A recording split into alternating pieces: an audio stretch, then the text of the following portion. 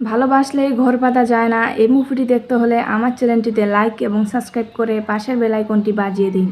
Hello বন্ধুরা, তোমরা সবাই কেমন আছো? সো বন্ধুরা, আজকে আমি তোমাদের মাঝে নিয়ে এসেছি ভালোবাসলেই ঘর বাঁধা যায় না এই মুভিটি, এবং এই মুভিটি আজকে আমি রিভিউ এক্সপ্লেন করব। সো বন্ধুরা, ভিডিওটি কেটে কেটে কিংবা স্কিপ করে না দেখে ভিডিওটি সম্পূর্ণভাবে দেখতে থাকো। সো বন্ধুরা, ভালোবাসলেই ঘর বাঁধা যায় না এই মুভিটিতে অভিনয় করেছিলেন শাকিব খান এবং অভিনেত্রী হিসাবে ছিলেন অপু বিশ্বাস ও রুমানা। সো বন্ধুরা, তাদের সাথে আরও অভিনয় করেছিলেন প্রবীর মিত্র, কাজী হায়াত এবং মিশা সওদাগর। সো বন্ধুরা, এই মুভিটি মুক্তি পেয়েছিল 14ই মে 2010। সময় চলমান ছিল 1 ঘন্টা 60 মিনিট। দেশ ছিল বাংলাদেশ, ভাষা ছিল বাংলা।